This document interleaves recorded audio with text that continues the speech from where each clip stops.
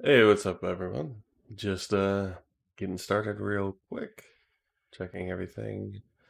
The levels look good, so I am going to go ahead and jump back into Classic.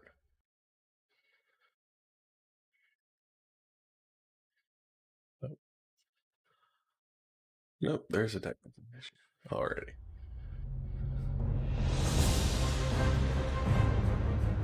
So, um,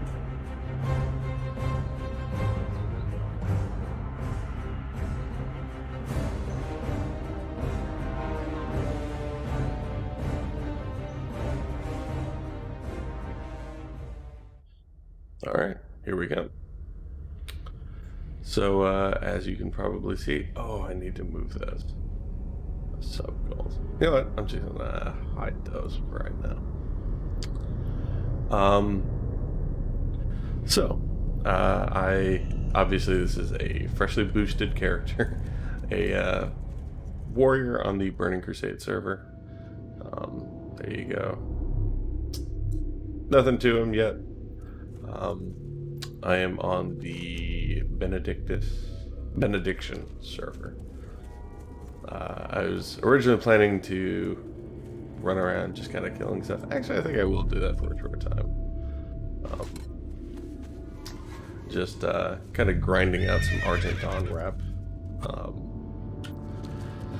According to guides, it's worthwhile to just kind of run around grinding stuff out, not turning in the quests until after you're honored. I don't know if I'm going to bother going all the way up to Exalted, but yeah, I mostly just kind of wanted to have some time and kind of discuss some of my thoughts on the current state of WoW.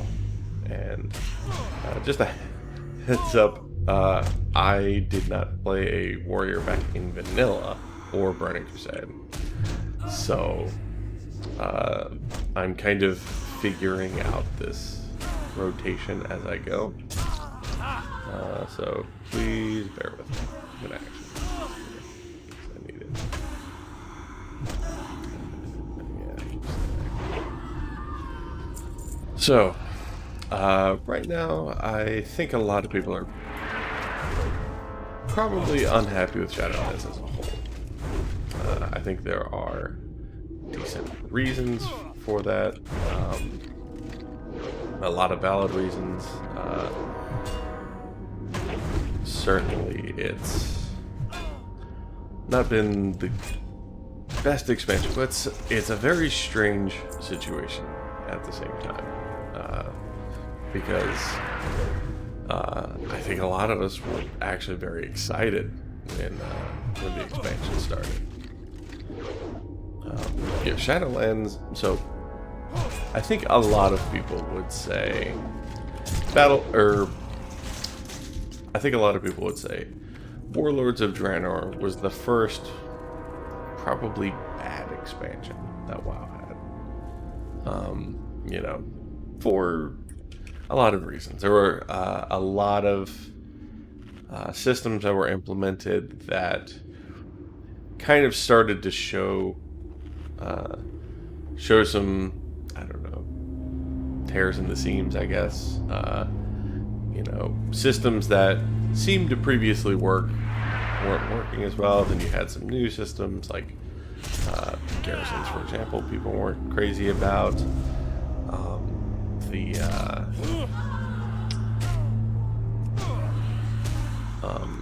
What else? Challenge modes felt a little bit dry, but at the same time, there was also. Am I missing? Oh, no. So obviously, I'm going through here. So there were just kind of things about Warlords of Draenor people weren't super into, but most people would say Legion, by contrast, was one of the better expansions. I think a lot of people. There's kind of a pretty even split, I think, between people who would say Vanilla was the best X-Pack, Burning Crusade, Wrath, and Legion. Like, those are kind of the, I would probably sort of refer as the top tier expansions.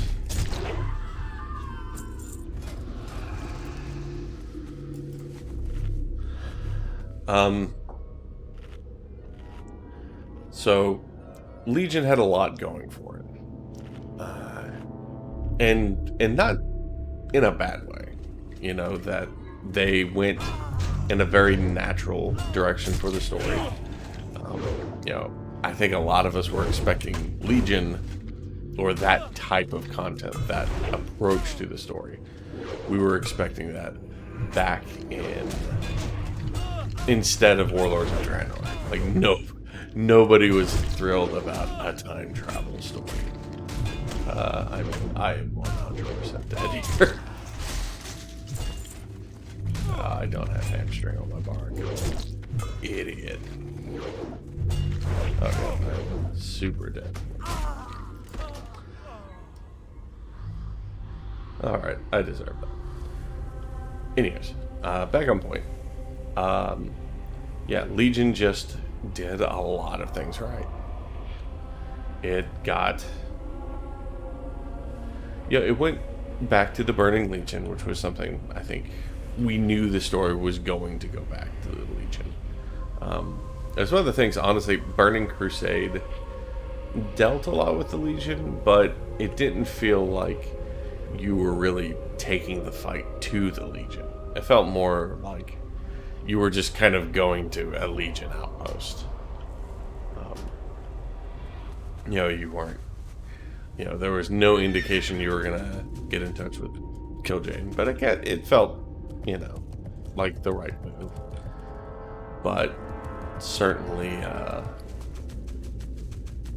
Legion was, you know, we knew that was going to sort of happen. There are things I'll get into with Legion that, you know, I might have done a bit differently in hindsight, but yeah, I don't think anybody would say it wasn't a great expansion. Or, again, I think there are definitely nitpicks to be had with it, for sure. But overall, you know, I think everybody remembers it very fondly. A lot of the reason that Legion is held in such high regard is, ironically, for the same reasons I think Blizzard is hesitant to build a game, build an expansion like Legion. Is that there was so much content in that as a player, if you're only playing a single class, you would only see a fraction of that content. All right, you know, if you're playing a Death Knight, so my main has been a Death Knight pretty much since Wrath.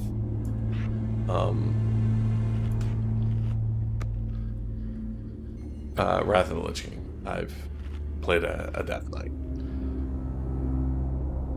Sorry, I'm getting a text from it.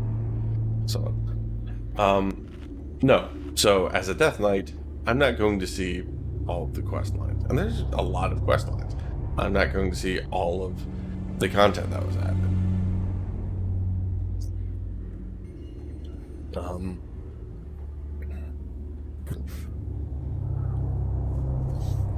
Just a lot of... Sorry, I have to change something else here.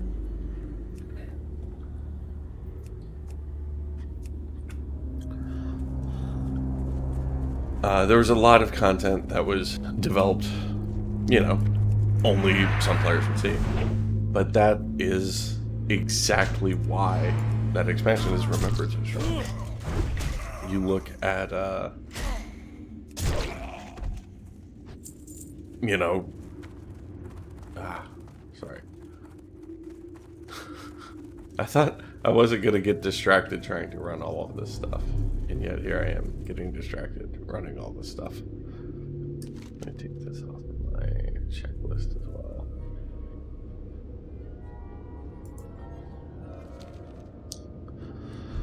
Alright.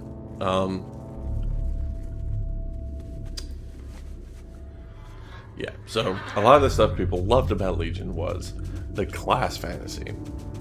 And people talked pretty openly about it. Almost, I would say almost to the point of it being kind of a meme, but people were very excited about it. You know, the focus was on class fantasy. To be honest, the Legion itself was almost a backdrop. And I think that's exactly how it should have been. You know, where it is the backdrop, the reason for you to have this adventure that centers around the choice you made. Right? So there are things I think that were less successful in Legion, like making you the head of your class hall. I don't actually think that was particularly successful. It was cool, but not successful. And I would make that distinction because it was one of the early things people could kind of call out, like, okay, I see all these other paladins running around here. Are you telling me they're all High Lord of the Silver Hand? Like, come on. You know. But where it succeeded was saying, hey, you chose to be a paladin. You're part of this order of, you know, knights in shining armor that, you know, don't just battle the undead, but battle demons. That, you know, this is a choice you made as a player. Is this something, please, I know this is a sidetrack, but let me know, is demoralizing chat, is that something I should be using on, like, every enemy? Because I really don't know.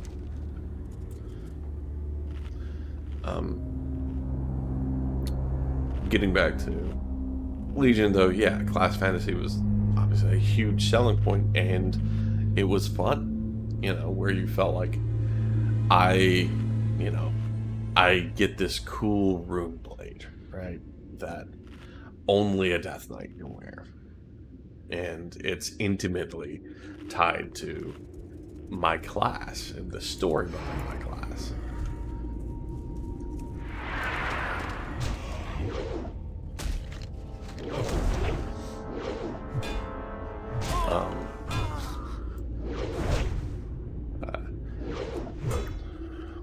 So, yeah, so you would, or as a paladin, getting to wield the Ashbringer. That was, you know, a huge deal. You know, it had been built up for so long. And that's a particular example. But as a mage, you know, getting to wield Fellow Malorn, which was the Sunstrider Dynasty sword, Flame Strike. You know, and that was such a footnote in the lore. Like, I remember for years being like, man, I really feel like it'd be cool if this weapon was added and mages could use it. You know, as a legendary or something like that. And so Legion was just like nothing but payoff for all of these really long, you know, kind of long promises.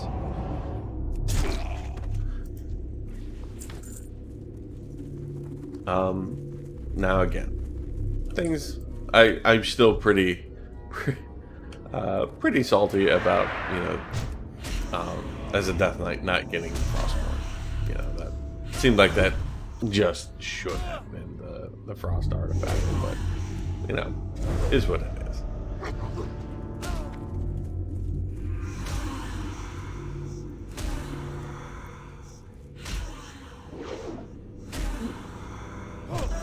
Oh, I'm taking some heat on this one.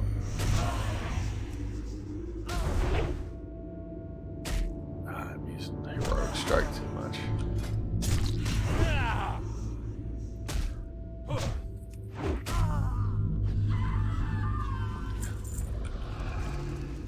It's weird not having leap.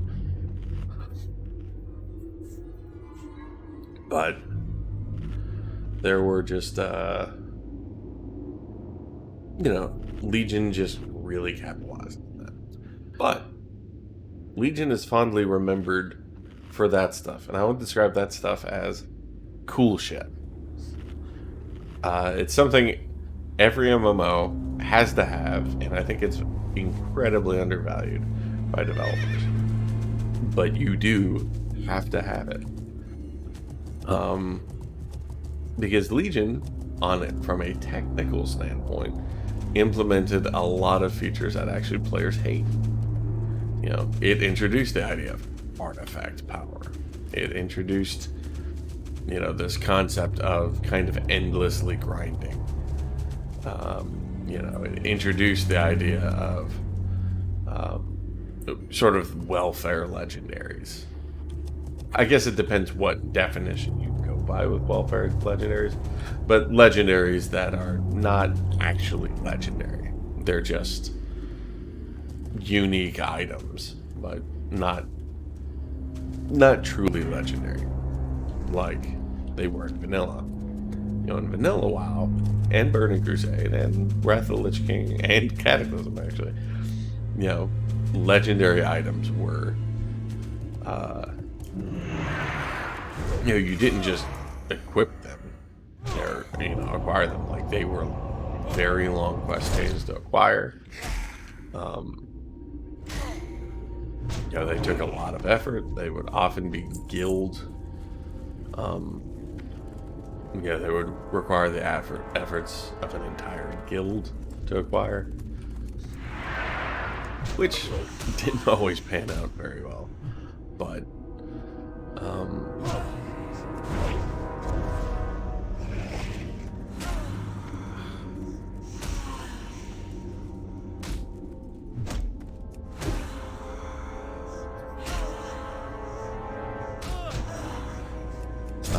yeah, there were certainly weaknesses to that system. I don't know why I struggle so much with WoW specifically. I guess it's just been so long since I've really played at all, that it's a struggle staying focused. But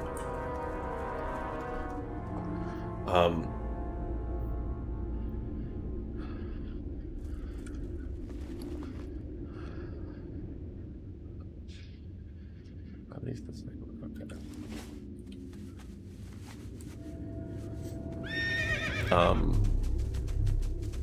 No, I'm not gonna go down I was just going down a tangent on Legendaries, but regardless, it was an expansion that people love, and it has a lot of the same DNA as the current game. Well, a lot of the systems people hate today actually trace back to Wrath of the Lich King, which most people would say is the best expansion.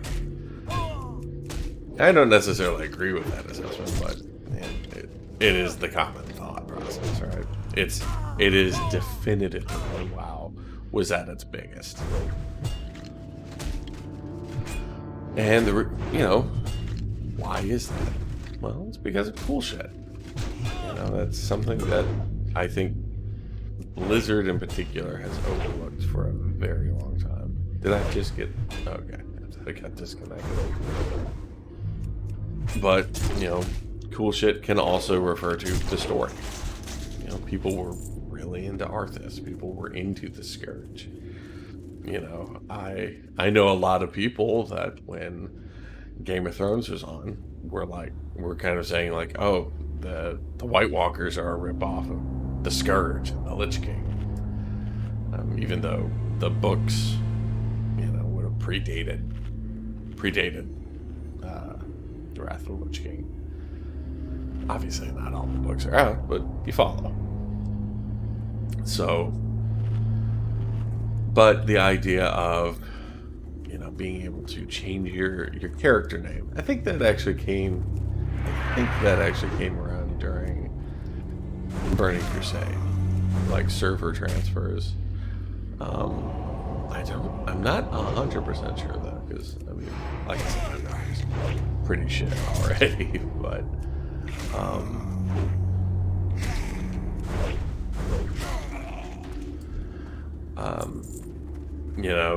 I think it is something that is admittedly very difficult for a developer to it's hard to gauge some of these things looking purely at data.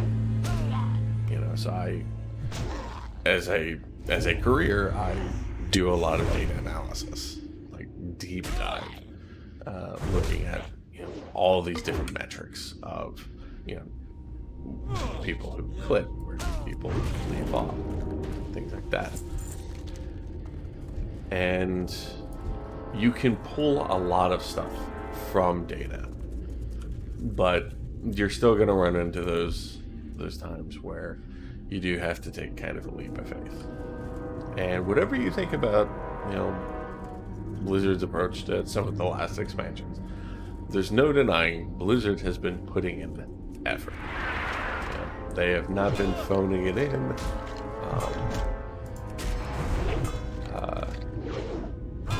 A lot of effort has gone into it. And even when, they add a feature that isn't well received, I don't think you can say, well, they made a mistake, I'm going to hold that against them. Because at the end of the day, they're still trying to, make a fresh new experience, and they're trying things. So, you can try something and fail, but at least you tried. Like in most cases. It takes a pretty significant fuck up to have like a lasting effect. Unfortunately, I do think there has been a couple of those in recent times, but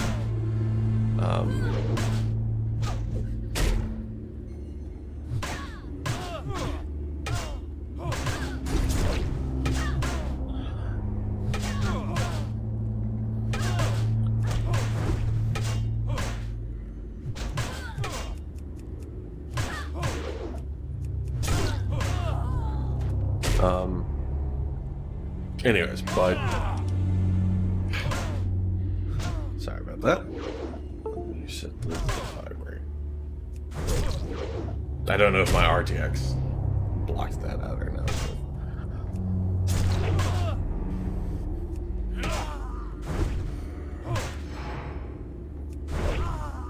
Oh shit, no. I do not like having to constantly buff myself. Especially when you have a fucking 26-minute cooldown. I don't remember ever having something with that long a cooldown. Well, with the exception, I remember Paladins having an hour cooldown for something or another. Anyways.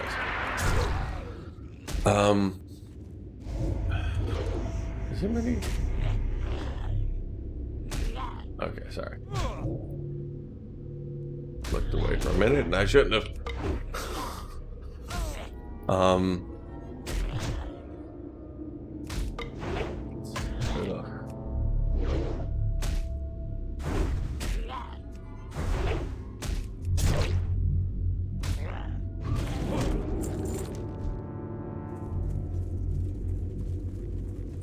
But yeah, Shadowlands, well, I'm just gonna be upfront. Shadowlands is pretty well fucked the story up. Not everybody enjoys the story in WoW.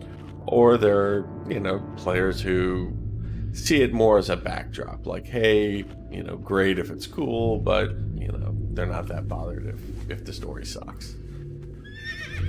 I think it's hard to dispute the fact, though, that it clearly is a massive reason that a lot of players play. I mean, it's almost impossible to argue, right? You look at the subscription numbers that are being estimated. Blizzard stopped reporting those back in Mists of Pandaria. Mists of Pandaria was, on paper, a great expansion. It had some of the most compelling raids. It had some of the most compelling dungeons, catered to a very wide breadth of players. There was a lot of stuff to do. Really, probably Blizzard's done a good job of really topping themselves every expansion in terms of artwork. So it was definitely a great looking content as well. As long as you didn't mind the sort of Chinese aesthetic, but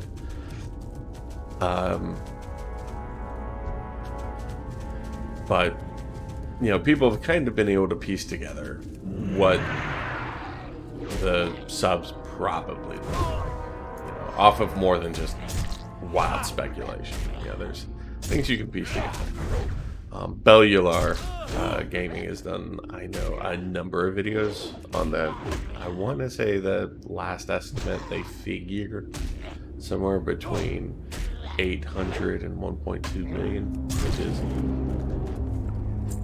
still sizable, but it's a far cry from the, 12.8 million, I think, at the end of Wrath and the beginning of Cataclysm. And I think that says a lot in and of itself, right? That Wrath of the Lich King was the undisputed height of World of Warcraft. Well, it was a story that continued on from Warcraft 3. A lot of people enjoyed Warcraft 3. Arthas was a compelling villain. He was a relatable villain, very relatable character. The Scourge aesthetic was, in some ways it was kind of the stars aligning, because during that time we were also seeing kind of like this huge explosion of zombie media, just zombie related stuff. And so WoW kind of greatly benefited from that. I would also credit WoW with, if not starting, certainly being the first game to capitalize on the idea of essentially like Viking media. This idea of Vikings being brought back and being this like cool thing, because that it seems funny to say now, but that like nobody really was like super into Viking stuff until Wrath of the Lich King. It had a pretty significant cultural impact.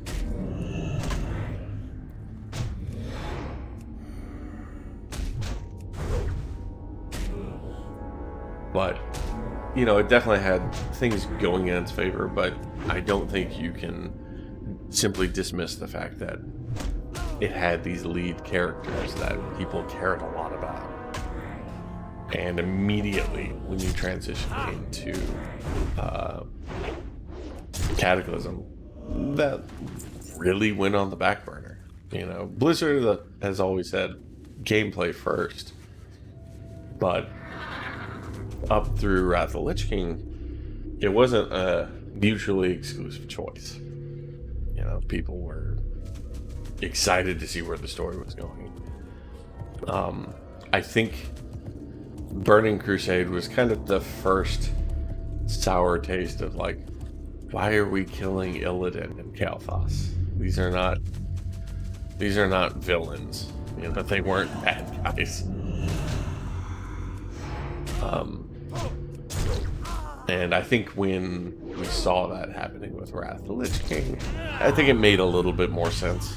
He was definitely a villain. I think,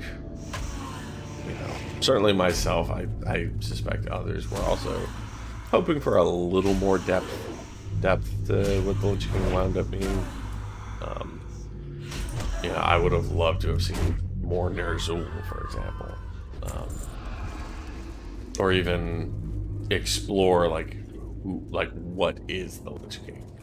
Because effectively they just kind of shut it off and said like, it's Arthas. Arthas with a creepy voice. But there's, regardless, it was a compelling character.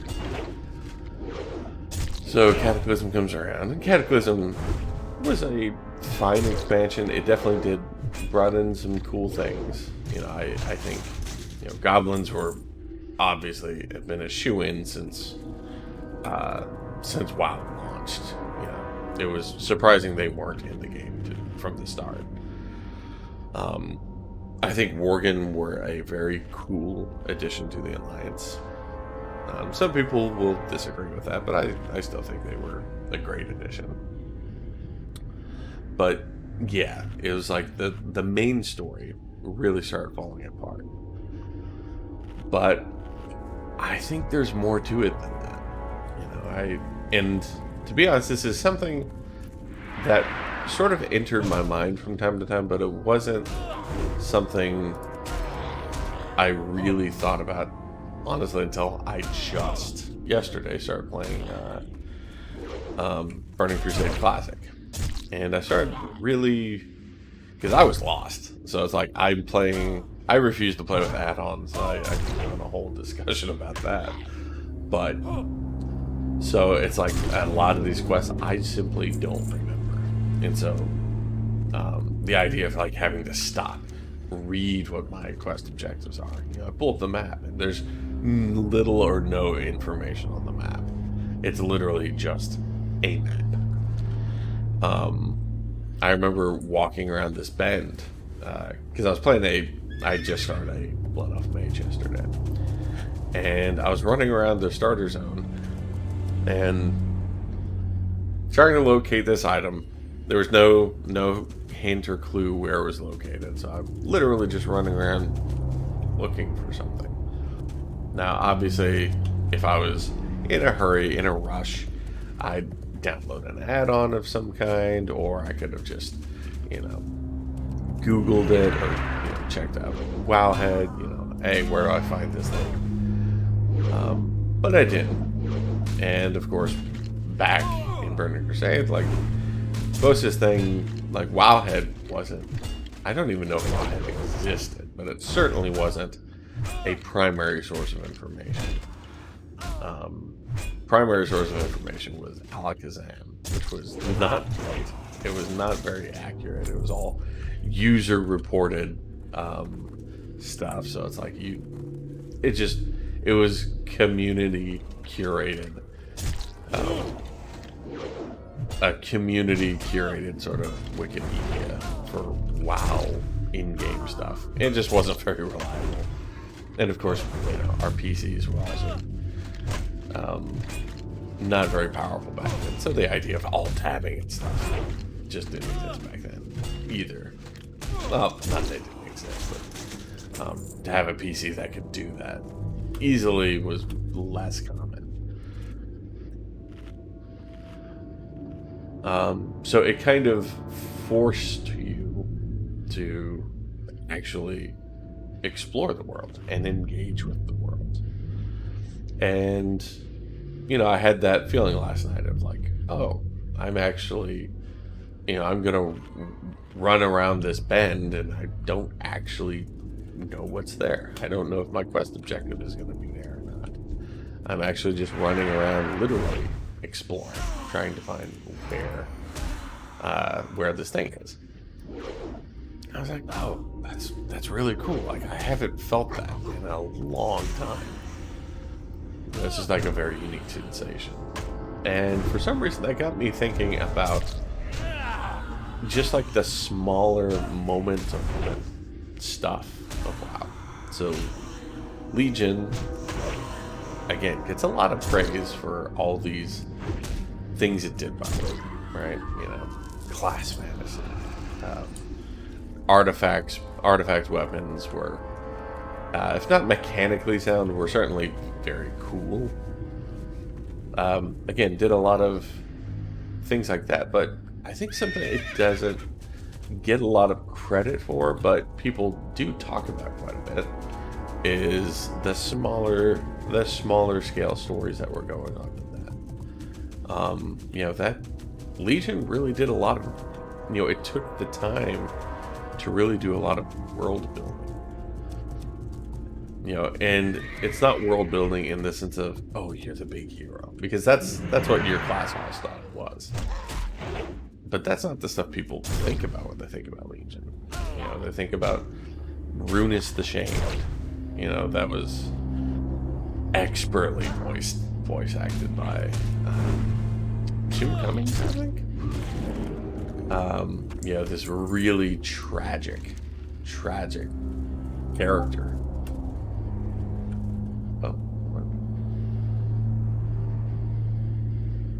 I need to close this.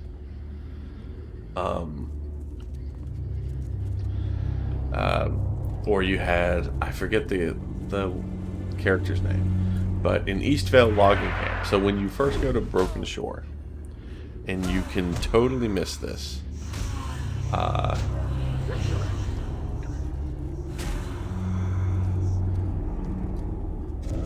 sorry, so is texting. You can totally miss this, but and the first time you venture to Broken Shore, there is a corpse you can find that, well, in fact, you don't even find, it's not like a proper corpse. You just find, Jesus Christ, this thing. You can come across this, I think it was a skeleton that was like basically blown up or whatever, but it's like this thing that was like impossible, like it would normally be impossible to see unless you were truly exploring, was you could find like a skeleton, I think it was, or something, with, or maybe it was ashes, and there'd be a little amulet on the ground, and you could pick it up and take it to this woman in Eastvale logging camp, which is in Elwyn Forest, and you would give it to her, and basically the woman would have like a breakdown. She would just like break down crying, and then if you walked downstairs and then walked right back up, she would be dead. She would, you know, it's implied like she kills herself, and you could get this item. It was a transmog item that I don't know is, you know, anything special or particularly cool, but you know, that was a style of storytelling that Blizzard has never really done before, and hasn't really done since, other than, I know, well, here I'm in Eastern Plaguelands, the one example people kind of point out was Sally Redpath? Redmayne? I think it was Redpath. And honestly, it was like, that is really where I think Blizzard's storytelling really excels. See you around. Hey there. I don't remember this at all. Have a good one. I mean, even like this little thing is cool. Like, clearly they're burning bodies to keep, you know, corpses from coming back to life. And stuff like that. Yeah, it's not big, epic stories. And I think as even just a simple buzzword, I think Blizzard became a little too obsessed with the word epic. Because Blizzard has done a lot of big set pieces, and I think sometimes those are fun, but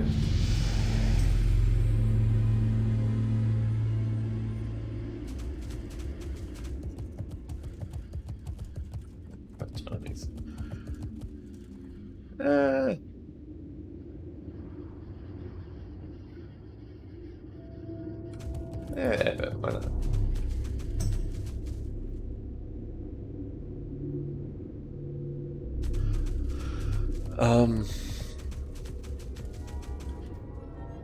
Oh, sorry, I gotta respond to a text real quick. Uno momento. I don't know how you're supposed to handle text when you're on stream. If anyone wouldn't mind letting me know, or do you just put your phone on silent and say, fuck everybody else?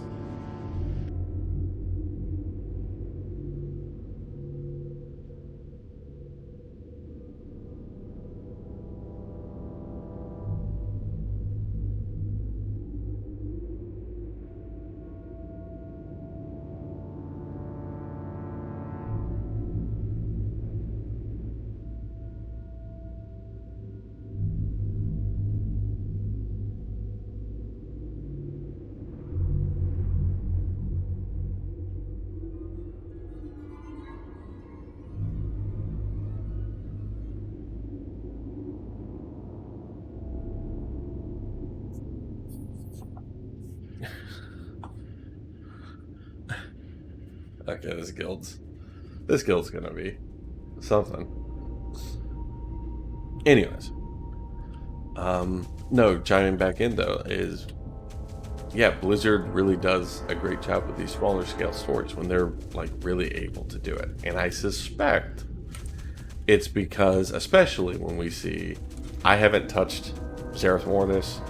I enjoyed Shadowlands at the start, but the lack of content and then my sort of frustration and how bad the story was, I just haven't had an interest in returning. But I will, credit where credit's due. I've heard Zereth Mortis is, I think that's how you pronounce it, Zereth Mortis. I don't remember the name. But I've heard it's actually a great zone, as long as you aren't concerned about the quote-unquote A plot or the main story. Final Fantasy players might refer to that as the MSQ, I suppose. And I think that's even further evidence that maybe it's a case that the writers don't enjoy these larger scale. Man, why isn't this? It's like none of my. I'm sorry, I keep getting distracted, but it's like none of my settings are getting saved.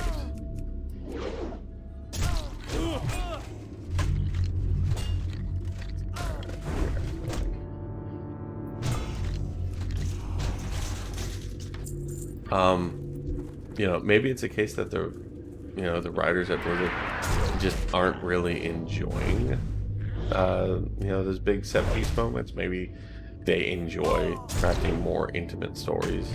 Maybe they have more individual control over those stories, and so they can really see them through, get proper resolutions. But I feel like that, honestly, is kind of the direction they ought to go. They should lean into what they've kind of proven they're clearly very good at.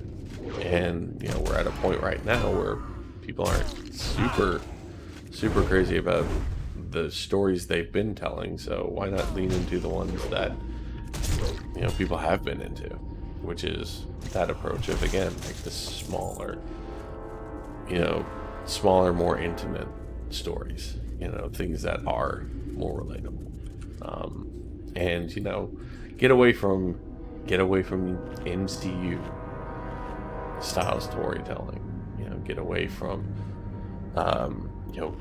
trying to make things quote unquote epic.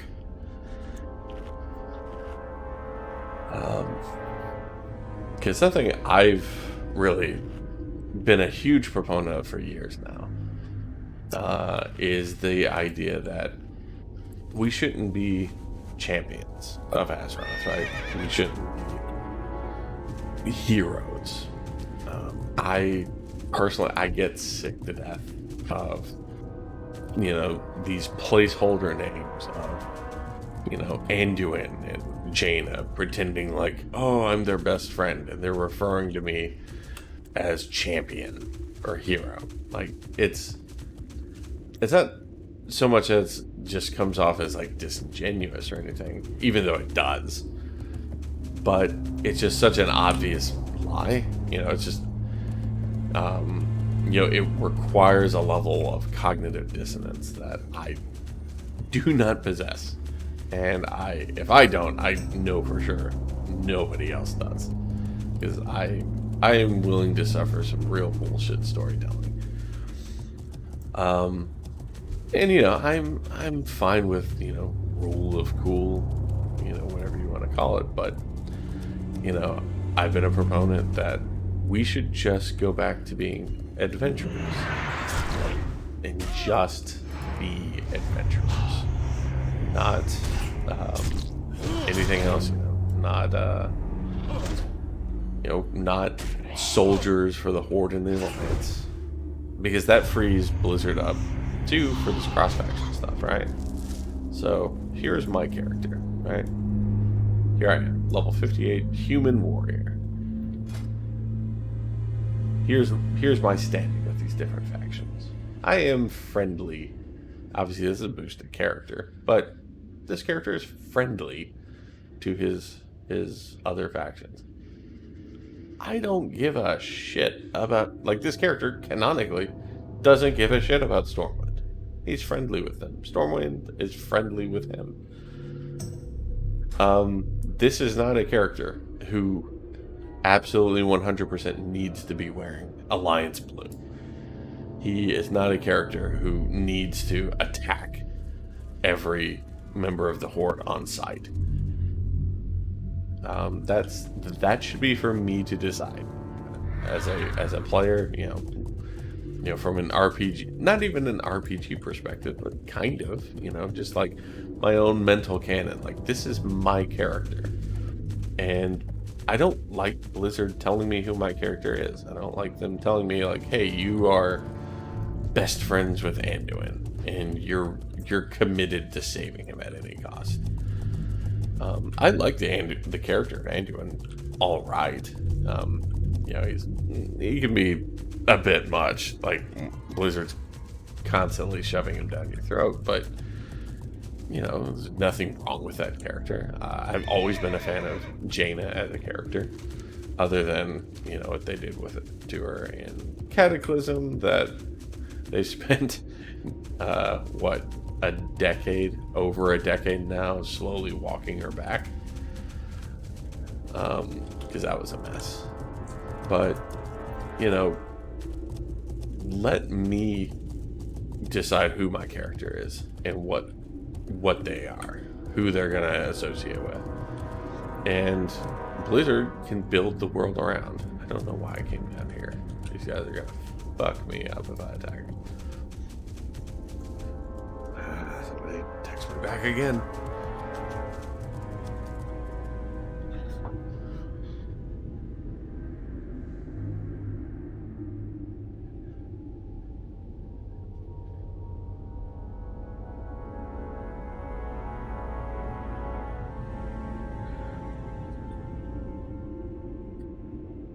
Oh, sorry. My chat has not been updating. I just realized that. No. Honestly, though, is I think treating me as an adventurer. Because that's how you play the game anyways, right? Yeah, like, I just picked up some quests. That guy doesn't know. Like, you don't know me. You don't know what I'm about. Like, it's literally, I am helping this guy out. For 90 somewhere. But the point stands is, like, I'm doing these quests for rewards, and maybe I don't have to, but I like having the freedom of deciding who my character is. And especially now that Blizzard is saying, hey, we're gonna slowly open up some cross-faction play. We don't really know what that's going to look like yet. It sounds like it's going to be exclusively for running raids. At first, it doesn't even sound like dungeons are going to be a thing, but it's a stepping stone. Some people are going to be for it. Some people might be against it. I'm all for it. I definitely like PvP servers existing. I actually think free-for-all servers should also exist. But yeah, I am all on board with not eliminating the distinction between factions, but easing things up. So as a player, I can decide who I want to play with. And treating me as an adventurer allows that without compromising the story. And I mean that in terms of even influencing the story. If Blizzard opens up cross-faction play, if I'm still champion of the Alliance, right?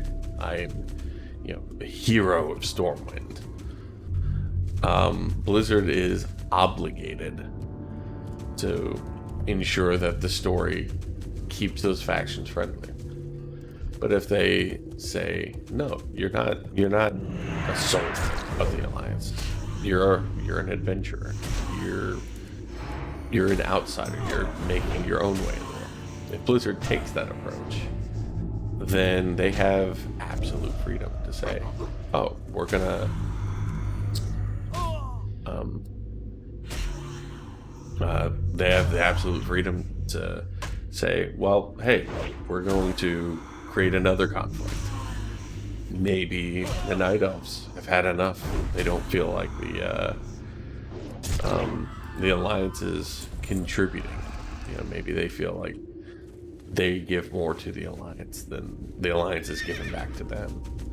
And maybe they leave. Like, how cool would that be if Blizzard took the approach of, hey, we're going to make this a living world. And, maybe for a month, maybe for a couple of months, Night Elves are no longer part of the Alliance. As a Alliance player, you're not allowed to, or like as a human, for example, you're not allowed to, Jesus.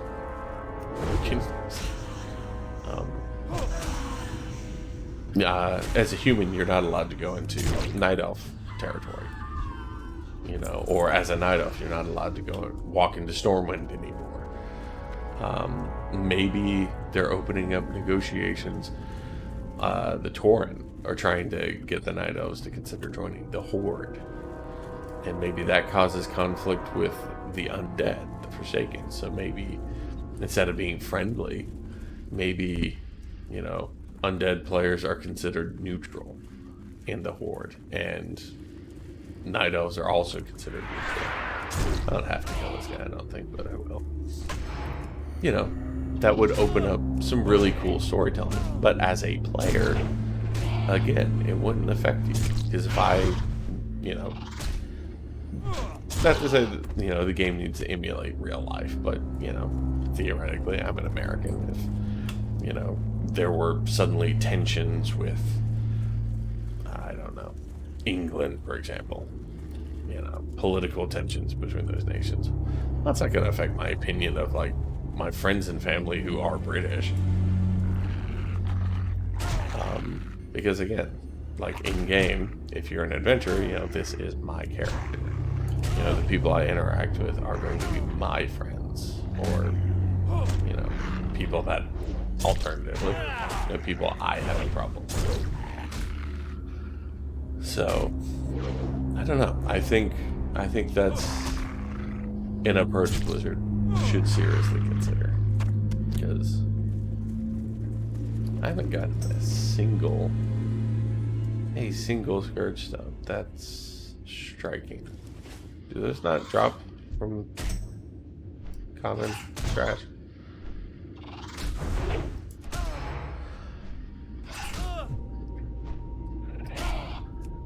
So anyways, that's sort of my input on the story front, which I do think is important. It's not all important. It's not be all end all. But I think it's clear that it is important to a lot of players. And that's why I think a lot of people are very unhappy with the state of the game. Is, the game itself, I think from a gameplay perspective, feels a little bit mediocre right now. There's some good content, but I don't think Shadowlands is really shaking things up a lot. And then you combine that with pretty atrocious storytelling in terms of the main plot. It paints a bad picture. Having said that, a lot of people are very down on Shadowlands right now for a lot of valid reasons. Something I hope doesn't get caught in the crossfire, though, is Torghast. A lot of people have problems with Torghast. A lot of people hated running it every week or whatever. Forge your Legendaries. But I honestly think there's something special with Torghast. At least like as a game mode. It's very different to me than the Island Expeditions. Island Expeditions and BFA were a complete mess. The objectives weren't terribly clear. Characters did not function remotely similarly. There was just a lot of issue. with island expeditions. They did do a cool thing in like awarding some transmog gear. I thought that was actually a very clever idea with island expeditions. That it's like a good reward structure for a shitty gameplay system, or gameplay mode, I suppose, or activity. Good reward, but an activity nobody enjoyed. That's a net loss. But Torghast, I actually think, is an extremely compelling mode.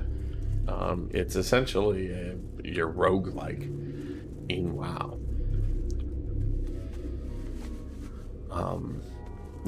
Where you have like these wildly different experiences. It's a lot of, it's all RNG and very luck based, but it was still a lot of fun.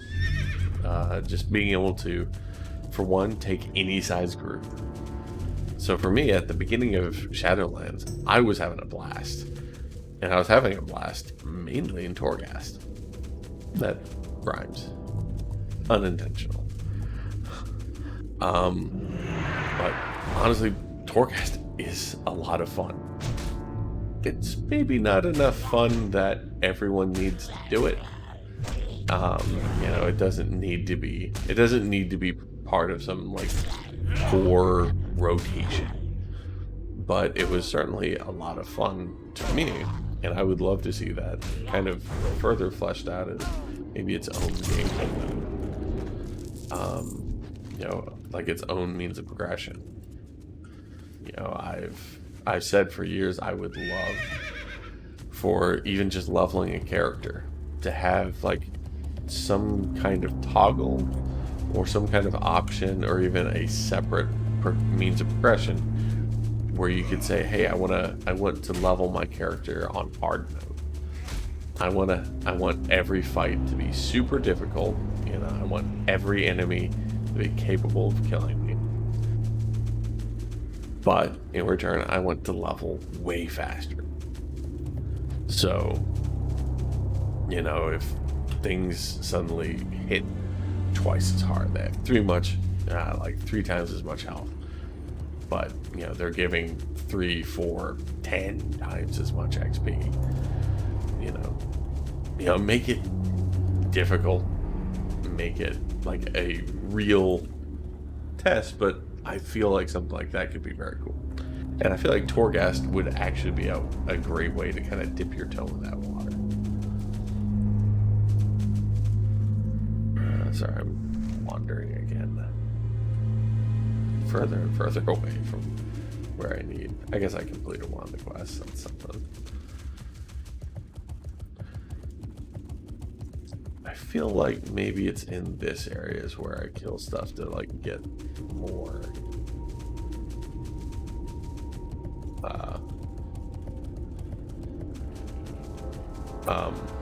more XP.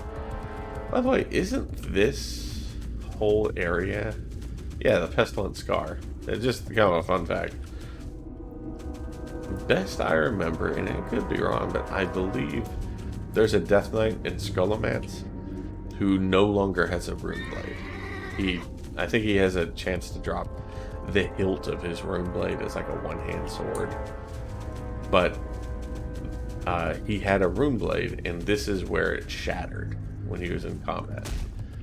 And so the idea that a rune blade could make that much devastation being shattered, I always thought was like, again, it was another thing that built up the sort of legacy of the Death Knight, in my mind. Getting back to Torghast, though, yeah, I really feel like that's something I really hope Blizzard doesn't wash their hands of, because I think there's something to that. It's not for everyone. I don't think it should be a weekly activity that you have to do, but I would love to see it implemented in some way, maybe as either an alternate. So like in terms of, I always think of the game in terms of my a weekly ritual. To me, Cataclysm, even though I didn't like it as an expansion, it had far and away the best weekly ritual. You log in, you do, I think it was eight dungeons a week. It was like 8 dungeons and 2 heroics, I think it was. Or something like that.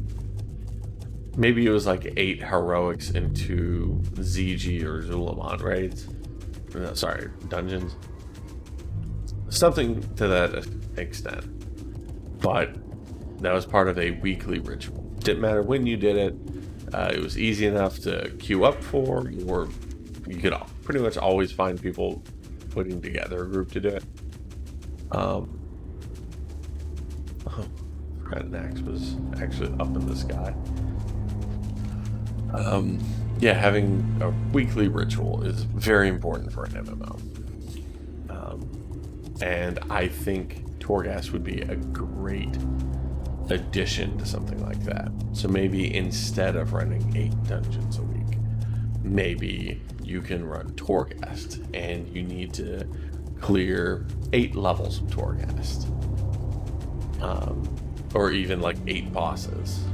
So, you know, if you're, you know, terrible at it, you know, you make it as far as you can, and,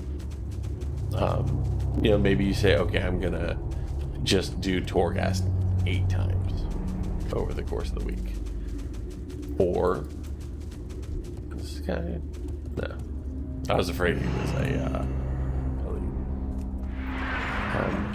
but maybe if you are good at Torghast and you really enjoy it and spend a lot of time doing it and get good at it, you know, maybe you can do one really long Torghast run and knock out like your sort of weekly activity.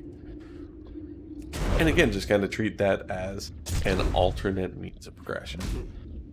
You know, you might not be getting geared up from it, but, you know, to have a steady income of, you know, points of justice, or was it marks of justice? Marks of valor?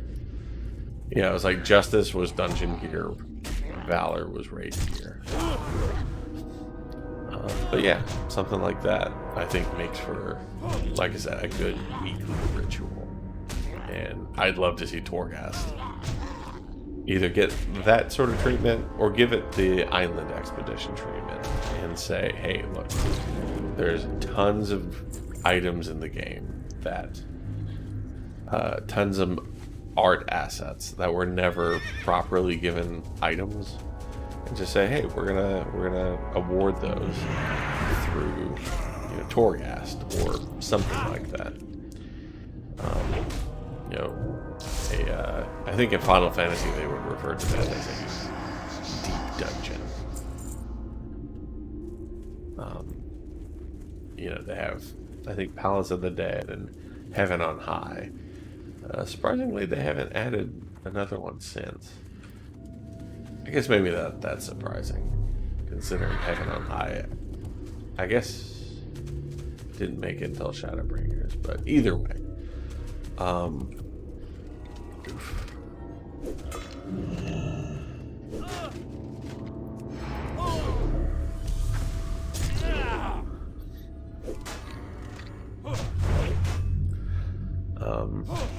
but yeah, that would be fine with me as well, because like I said, it's a fun activity. I like stuff I can do by myself. It's cool. That's something that I can also do with a friend. If, you know, I log in and one of my friends is online, if a couple of my friends are online, and not have to deal with matchmaking, because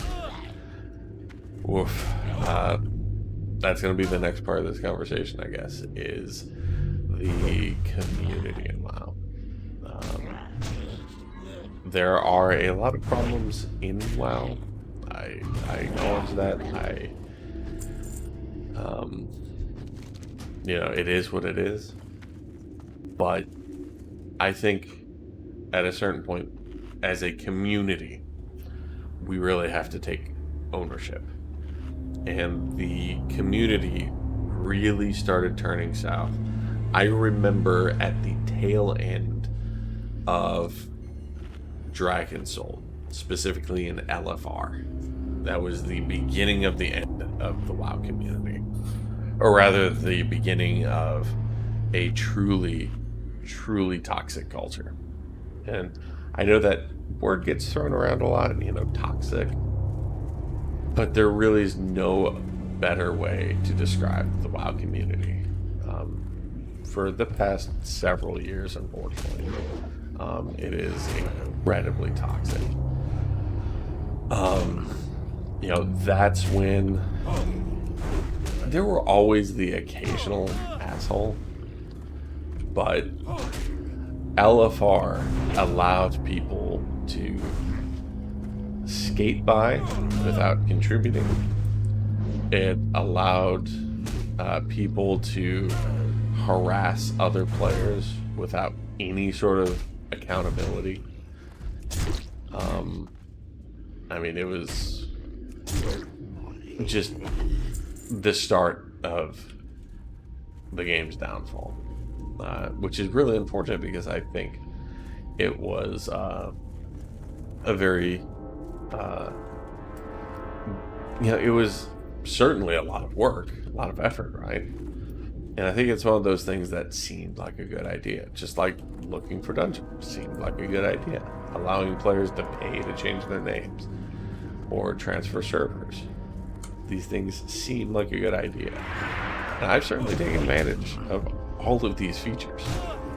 But I think the important thing of game design, and I've studied game design since I was very young, and it's good designers know that sometimes just because you want something doesn't mean it's good. It sounds very condescending or pretentious, right? I know everybody shits on Jay Wilson or not Jay Wilson, I'm sorry, Jay Allen Brack for when he said you think you do but you don't. You think you want WoW Classic but you don't. A lot of people shit on him, and he was certainly wrong in that case, but that is sometimes the mentality you have to have with design, is being able to kind of being able to see which way are the dominoes going to fall. How is this going to pan out? And I don't know that as a community any of us were, or at least I doubt many of us were calling out like, oh yeah, LFD, that's a horrible idea. Because a lot of us were back in vanilla and Burning Crusade, a lot of us were really burnt out putting groups together. It was a lot of effort. But unfortunately, once you had looking for dungeon, you had server, faction changes, name changes, race changes. Suddenly you gave players this an enormous amount of anonymity, and they, for a few dollars, you could absolve yourself of any accountability for who you are, for how you behaved to other players. Anything truly outrageous could get you banned or whatever, but most of the time, WoW has never had a great sense of moderation in terms of community moderation. Unless it's something specifically aimed towards Blizzard or its employees, there's not a lot of accountability for just poor behavior, and that's taken its toll. And so now it's like I don't play with other players. I just borderline refuse to. I haven't done a raid since Warlords of Draenor. Not really, not a real raid. I don't consider, I mean, not, again, not to, sound pretentious, but I don't think you can consider LFR to be raid content, because it's not really designed for that. It's designed for you to succeed. And it doesn't require any particular amount of coordination. Doesn't require any level of communication. Other than if somebody has never seen the fight before, you tell them you can explain what the strategy is, but it's a pretty low barrier. I genuinely don't think it's actual rating. It's just it's story mode is probably the most accurate descriptor.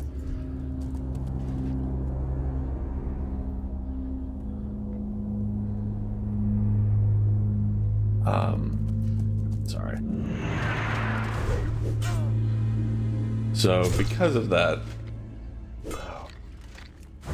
I'm sorry, getting texts.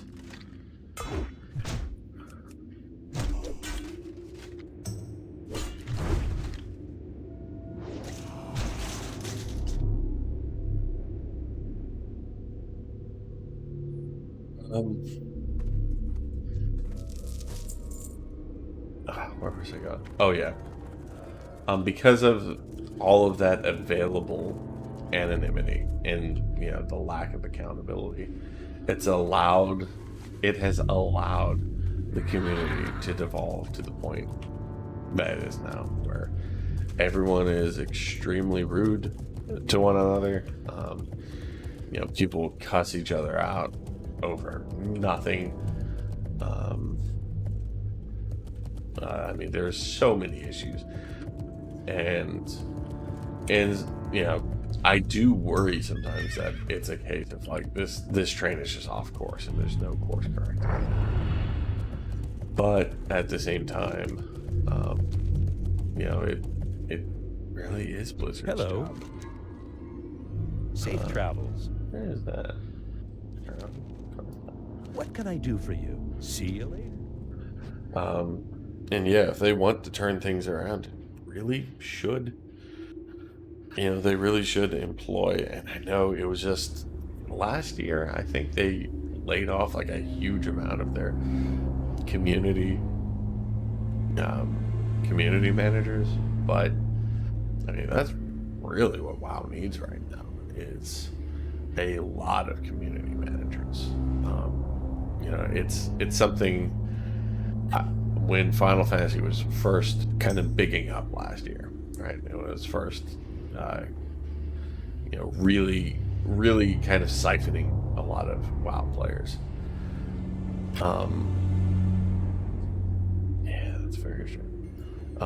Yeah, when it was grabbing all these players last year, a lot of people were afraid, like, oh, the community over in Final Fantasy is like so strict that they'll ban you for anything.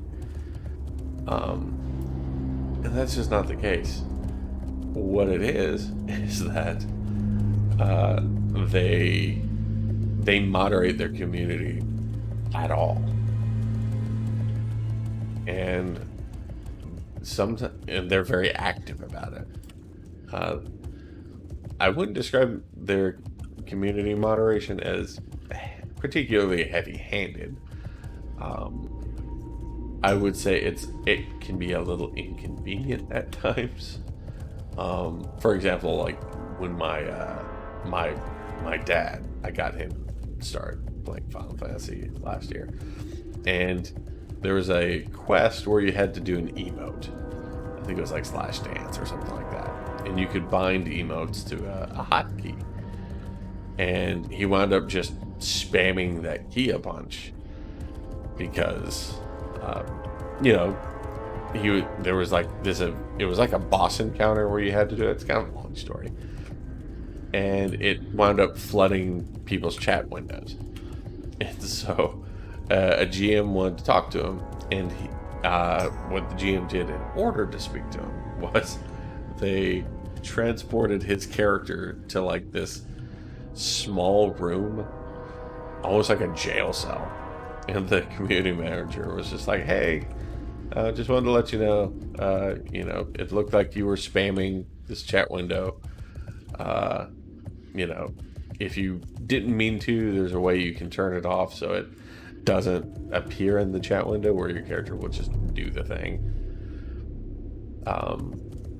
And so it's kind of a funny encounter, but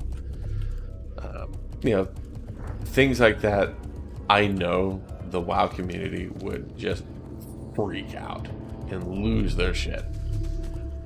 But I think that is a necessary, like a truly necessary step to getting WoW back on track. Is I think the community has gotten pretty wild. It has gotten way too aggressive. I think the community, people in the community have too much freedom where they're able to just harass each other and shit talk and just all kinds of like really piss poor behavior and get away with it. And I suspect because the numbers, the sub numbers are clearly, pretty low right now. I think Blizzard is probably hesitant to piss off, any more players. But I think if they want to turn the ship around, I think you have to do that. Because nobody wants to come back to a game where people are just going to, abuse you and harass you and cuss you out for shit. I mean, look, I was a world ranking Death Knight. I was probably one of the top 20 Death Knights in the world during Wrath of the Lich King. And, look at me now. Here I am, like, I'm having trouble talking while I'm playing. I have like a 4-button rotation, essentially. Not even a rotation at this point, but it's like, I took a pretty long and extended hiatus from the game. I'm coming back, and there's a reason I am on WoW Classic and not live. Well, a couple of reasons. I'm not gonna say like, the fact that I have zero interest in the story and what's going on live is also a factor, but my interactions with the community at the beginning of Shadowlands, I was not having a good time. And so I just didn't play with the community.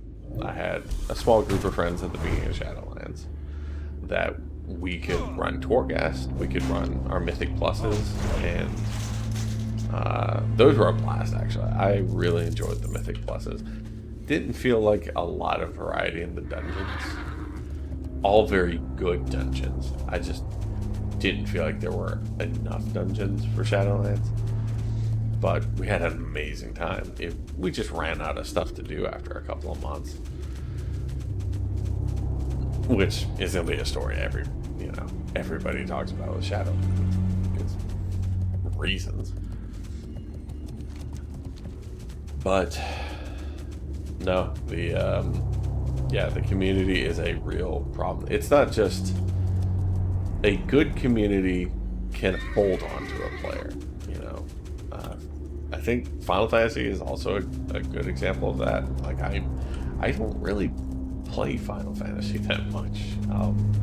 WoW is objectively, and people will take some offense to that, but WoW is objectively a better video game than Final Fantasy is.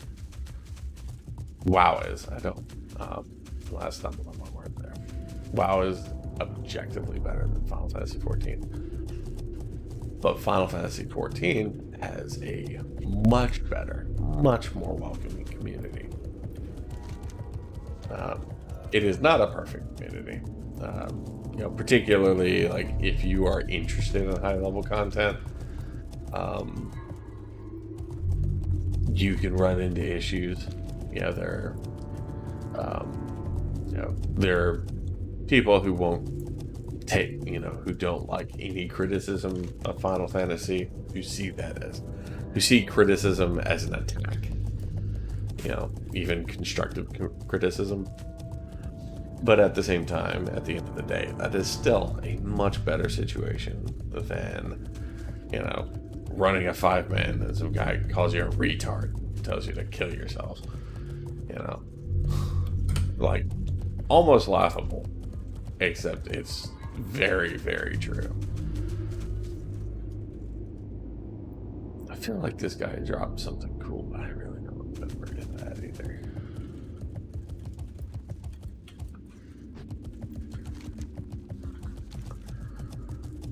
So yeah, I think it really is something WoW needs to pull the trigger on.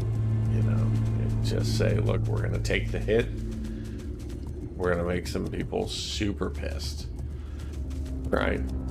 There are gonna be people bitching and whining on the forums. Oh, I have a phone call coming in. Sorry.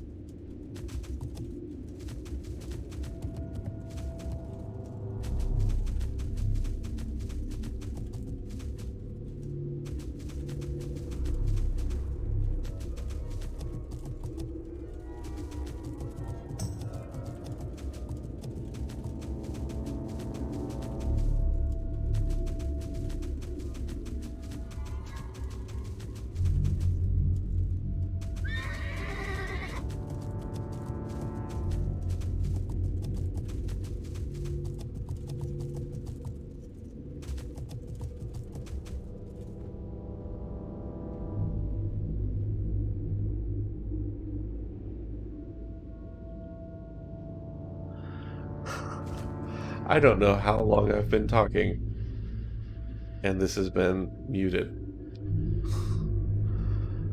Oh no. If anyone in chat wouldn't mind letting me know how long it's been.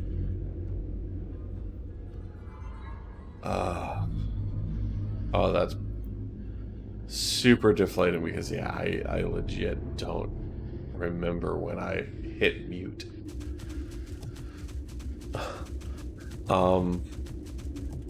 Shit. No, I was just, I guess just talking to myself. I guess I'll just, where I was just at talking was, I went over problems in the community. You know, I think WoW really needs heavy community moderation. You know, I think the community managers and moderators need to have the power to pretty freely ban players. Like, not just suspend. Ban players. Ban bad behavior. Yeah. And also, just sort of moving on from that, I started talking about my thoughts on, you know, where, like, what the content of the next expansion is going to be, what I think, or what I hope it is. And to be honest, I don't, on a personal level, Shadowlands has kind of killed my personal interest. And please don't kill me, please don't kill me, please don't kill me, please don't kill me.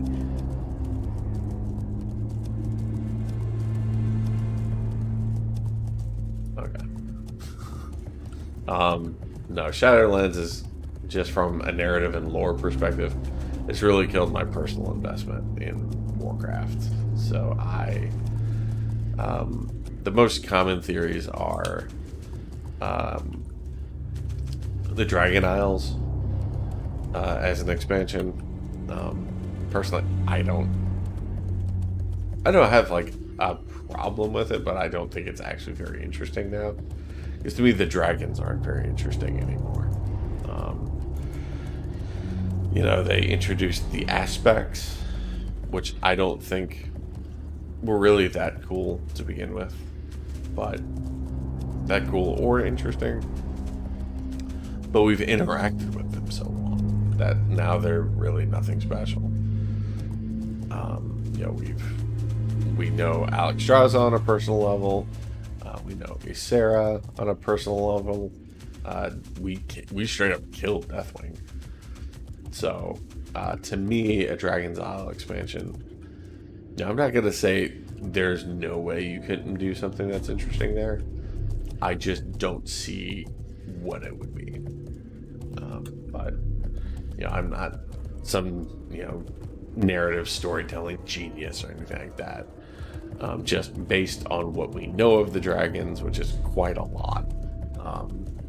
I don't feel like there's really any interesting territory to tread there, but like I said, I could be mistaken. The other common theory for what the next expansion is going to be is something like the Light's Judgment, or this idea of the light, the holy light, being represented as an antagonistic force, like a villainous force even. And I think that would be ill-advised for Blizzard, because I think all that would do is invite unflattering comparisons to Final Fantasy XIV's Shadowbringers expansion, which literally deals with the exact same theme, which is, you know, what happens if the forces of light are have too much power, you know, and I don't think those comparisons are fair, like would be fair, but I think it would be inevitable.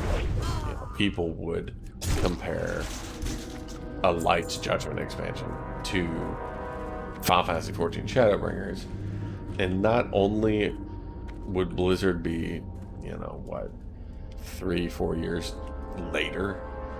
But Shadowbringers was such an incredible expansion, and it really stuck the landing. On such a level that like I said, I think it would be a very silly decision for Blizzard to even try to compete, or try to tackle the same sort of content. So beyond that, as far as something that would interest me personally, I don't know that there is anything that would interest me right now. The way they would get me on board personally is, I personally think World of Warcraft is long overdue for a real reset. Like, I think World of Warcraft needs, from a lore perspective, I think needs to hit the reset button. And I think the way you do that, because I've thought a lot about this, Blizzard's biggest storytelling failure, in my opinion, is how they have handled the Titans and this introduction of the cosmology. I think all that does is belittle the content that exists. So, I was giving the example that, I'm looking around here, right? This is Eastern Plaguelands. One of the most iconic, one of the most important locations in all of Warcraft history. A lot of important stuff has gone down here. This is an area that a lot of people have memories of doing a lot of really interesting and cool quests. Because of the cosmology, all of this is rendered meaningless or trivial. None of this stuff matters when you're dealing with these cosmic threats. Like we have been here recently.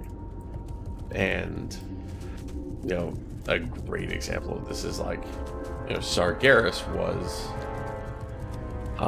very much kind of the Satan Lucifer character of Warcraft, right? He had been since the very beginning. I think in Warcraft 1 he was even referenced, but Kill Jaden was the devil we knew, where it's like, this is the baddest guy. Like, we don't even interact with Kill Jaden because he's so powerful and so imposing. But then it's like, Sargeras is beyond that. Like, Sargeras is this primordial evil entity. Well, then, Legion kind of fucks that up, I think, and says, "Oh, actually, I'm not that bad. I'm trying to protect you from the Void Lords or whatever." At this point, it's just become such a mess, and it really is the only way to describe Warcraft fiction at this point. It's a mess, along with is that Darrow? I guess it is. Especially with the cosmology stuff. And I don't think it's fun. I don't think it's interesting. I don't think players actually care about the cosmology. It's just a needless puzzle that, unfortunately, undermines everything else. Because, how am I going to deal with these cosmic threats? I'm going to overthrow and topple cosmic powers like death itself, or the Void Lords, all this stuff. And yet, here I am questing in Eastern Plaguelands. Here's a tiny little town called Darrowshire. I can't care about this anymore if I concede that the cosmology exists, and that's where we're headed. This just, it doesn't work. It'd be like, trying to tell a story about Galactus and the Silver Surfer, and then expecting it to somehow relate to some kid who's, struggling, on the threshold of homelessness, like that's like, it's just, there's no connection there. And I think Blizzard has, because it's traditionally been obsessed with the idea of being epic, these big set pieces. And I think it's been kind of chasing Marvel's coattails. It's been trying to become its own MCU. I just don't think Blizzard is played to its strengths. And so to me, the only thing that I could see having any interest to me personally from, a patch or an expansion perspective is if they just said, fuck it, we're going to bring all these cosmic forces in for just, the final battle. We're going to have, all these big, larger than life force cosmic powers just collide. And just say that's it, everything, either the universe is destroyed or like the rest of the universe, I guess, is destroyed, or maybe Azeroth, the Titan, the Titan soul or whatever that exists within Azeroth, maybe she awakens and shields us from that. That's kind of where my mind goes, is that all of these forces colliding just throws the entire, creates a big bang effect, right? And Azeroth the Titan shields us from that and protects Azeroth mostly from that.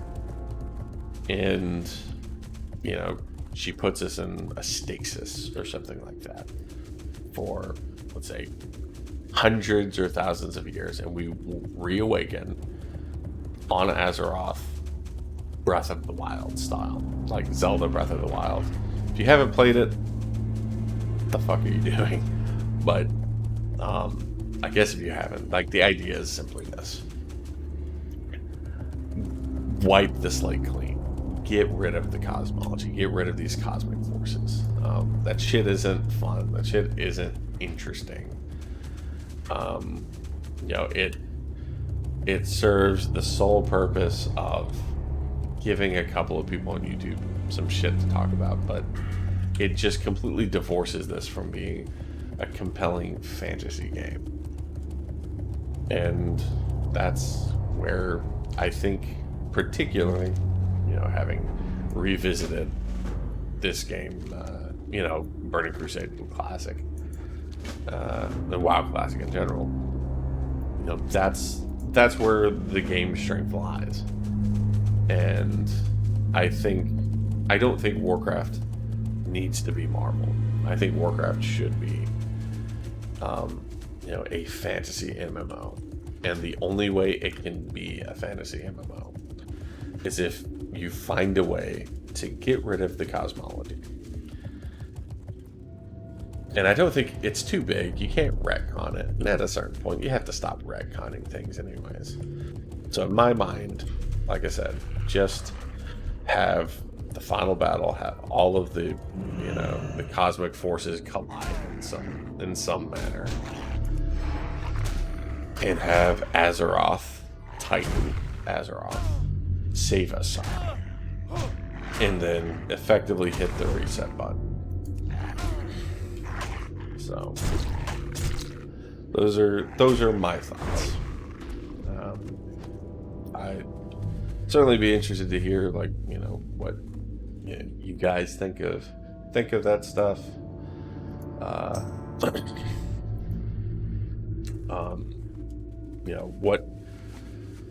How are you feeling about Warcraft and Warcraft's future? Like, are you excited for the next expansion? I would describe myself as, at best, indifferent. And I would say definitely not, like, decidedly not excited for the expansion. But I'm willing to I'm going to try to approach it with an open mind. If it's Dragon Isles, that's fine. I probably just won't care. But you know, it could be something.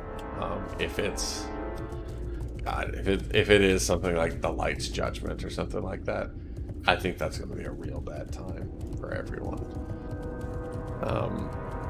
Because they already pretty well fucked Uriel up from Warlords of Draenor.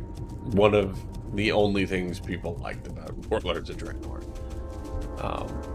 I actually really appreciated the love, like the TLC they gave to Draenei in general for Warlords of Draenor. And obviously we got the sweet new character models out of it, but yeah, when, you know, the Mag'har orcs were finally added during BFA, and then you do their quest line and suddenly it's revealed, oh, Uriel is actually like Nazi. It was pretty deflating, to be honest. Whoa. These guys gonna, yeah, they're gonna kill me. I need to bail. Alright.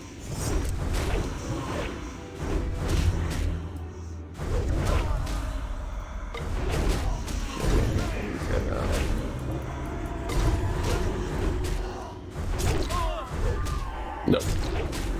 I did. Yeah, my shit is gone, skis.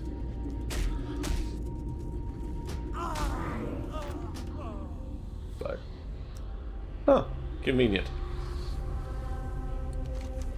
I just felt like exploring, so. Any case, well, that kind of wraps up, I think, you know, what I think of where WoW is at right now, and kind of what I think as far as the future goes. I definitely think there needs to be a lot of narrative improvement. You know, and when I say that, you know, just shift focus, do the things you know you're good at, which I do think WoW, you know, as much fun as it is, I think, for people to shit on WoW, and we see a lot of that.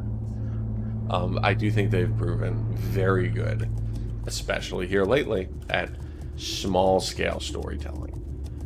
And that doesn't mean unimportant. That doesn't mean like, oh, they're not good enough to do big stories. I think small-scale stories are just far more interesting. They're certainly more relatable. You get nicer stories from it because you can get that sense of closure. You know, really focus on world building again. Would be my number one advice. Number two, maybe even number one, but it's just player moderation or community moderation. You know, the game needs to be a much more welcoming environment for new or especially returning players. And right now, the state of the community, it is not that. You know, there's far too many poor attitudes. You know, just running rampant, unchecked. So, like I said, that might even be my number one suggestion. And then beyond that, yeah, I do think the narrative itself, or the story itself, is in pretty dire straits, and I don't think there's really any fixing it other than, you know, there's no going around. The only way forward is through. And I think they just need to just wrap things up as quickly as possible, with the idea of the cosmology. It sucks because we're so far into Shadowlands now. Like there's no change in course. You know, I'm not going to reflect on, you know, what was done or how things could have went or should have went.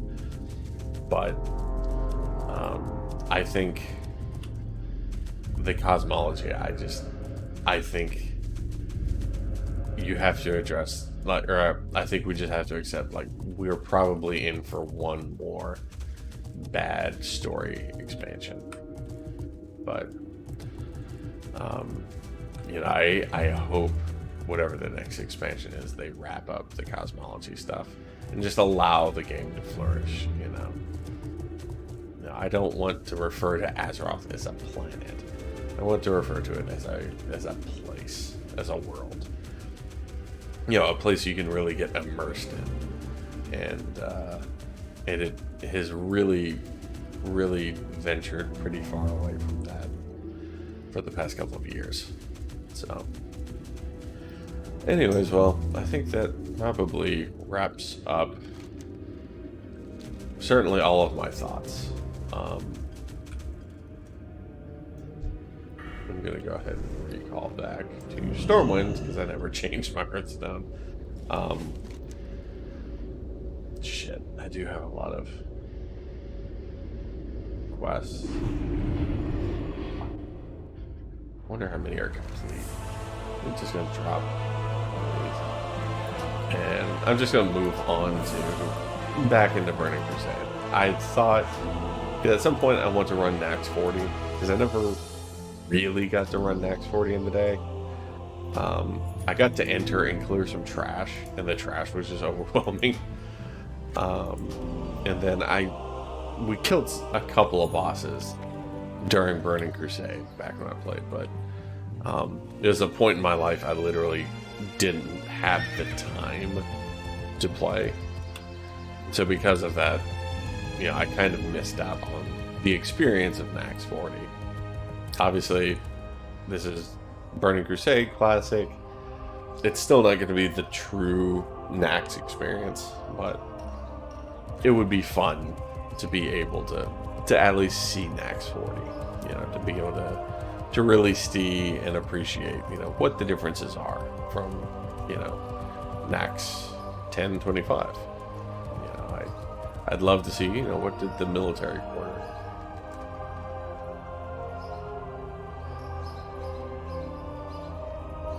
That.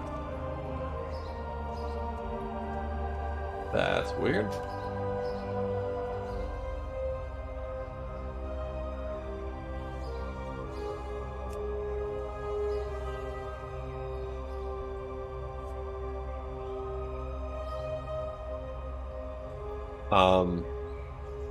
Anyways, but yeah.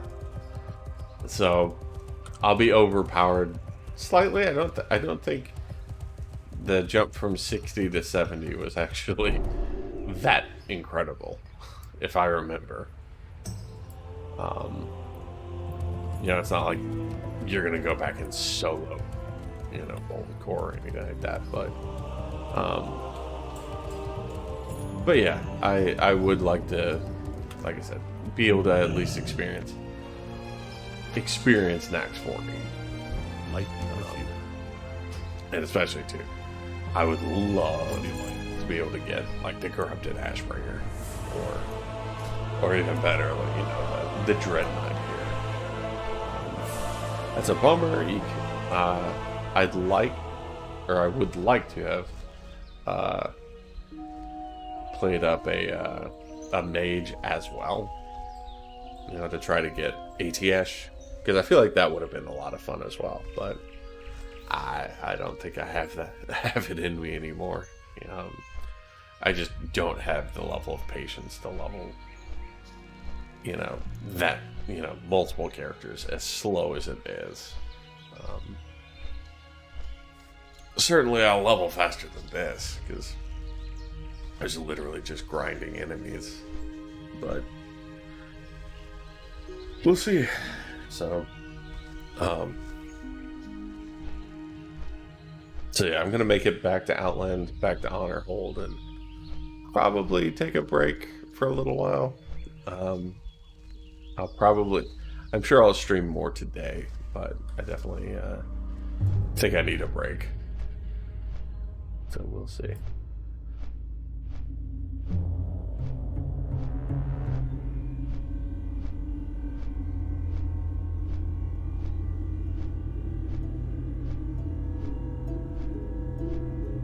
Interesting. No, sorry, I'm just looking at other shit. Somebody messaged me And is it this guy?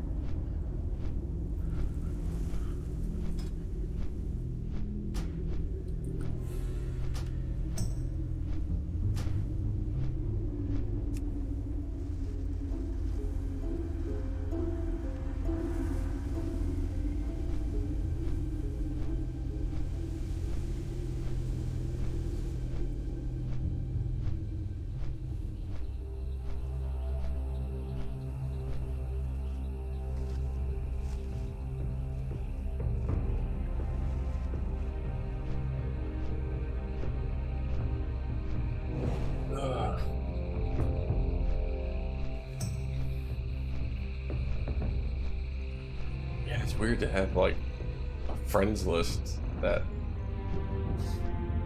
isn't populated with any friends. And this is also very, very strange.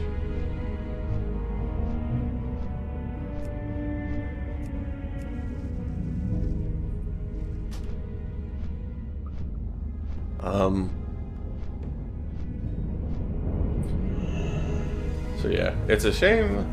I know warriors were very strong during vanilla. Based on what I've seen, though, they're not considered very strong in TBC. I guess ret paladins are considered pretty strong, which does not ring true to the authentic experience, because yeah, nobody wanted to give ret paladins the time of day. I guess maybe with the exception of blood paladins. And, well, that could be the difference, I guess, because I forget they used to have Seal of Blood, and there's something similar for the Alliance now. Like, they added that. So I don't know, maybe man, I wish you could boost a character. Like, boost a Draenei, I mean. I know that's kind of, you know, some weak shit, but yeah, I'm just not gonna level a character 1 to 58, let alone, you know, 1 to 70. I mean, I suppose I'd have to if I wanted to try a paladin, but yeah, yeesh.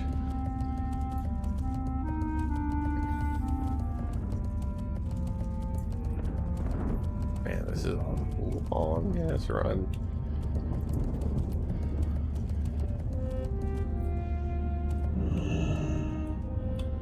Wow, pretty lame.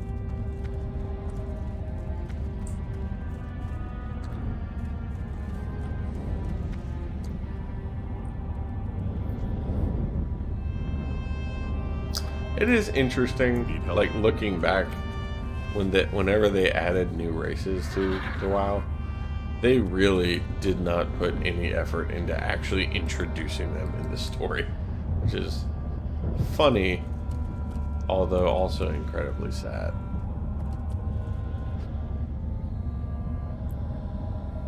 Most people go on, you know, this is another sidetrack, most people go on about how cool the Dreadnought set was. Warrior Tier 3, and I admit it, very cool set, one of the best sets they ever did. I don't think the Paladin Tier 3 gets enough credit, because I actually think this shit's pretty dope.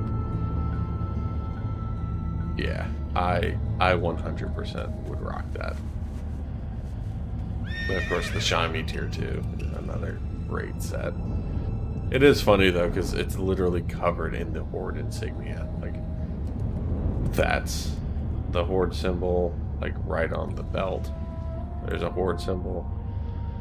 Yeah, like you can see it right under the belt. Horde scum. But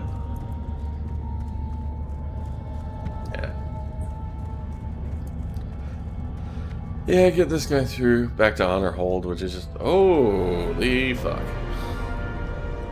Oh, they broke through. I didn't actually think they could break through until Wrath. Like when they had gone dicking around with the calculations for the way damage scaled. Interesting. Yeah, I didn't know that was a. Didn't know that was. That was What can I legit. do for you? Safe trap.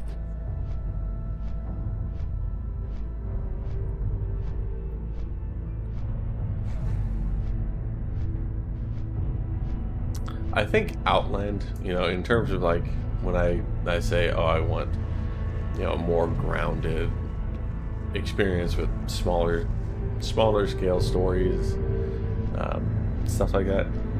I will say, as a whole, Outland really doesn't do any of that. So maybe they did kind of start out on the wrong foot. It's the very first expansion, because that's all Honorhold is an alliance outpost. It's not a real town. It's not a real city. It doesn't have any history. Whereas in vanilla, just like and Plaguelands, there were several towns there. Several of them destroyed, but there's clearly, it felt more like a world. Whereas certainly Hellfire Peninsula feels more like a war front.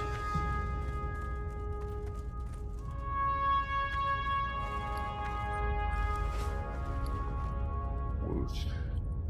I need to stick that in the bank. Should have stuck it in the bank, but I didn't. So.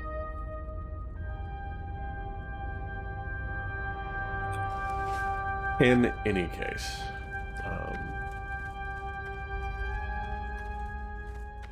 yeah, I'm gonna